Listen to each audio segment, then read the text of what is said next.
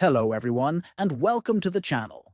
In today's video, I will show you how to show or hide top sites in the Brave Nightly browser on your mobile device.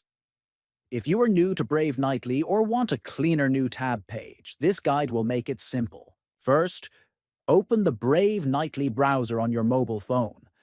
Next, look at the bottom right and tap on the three-dot menu. Then, tap on Settings from the list that appears. In the Settings menu, keep scrolling until you find New Tab Page. Tap on New Tab Page to access options related to your browser's start screen.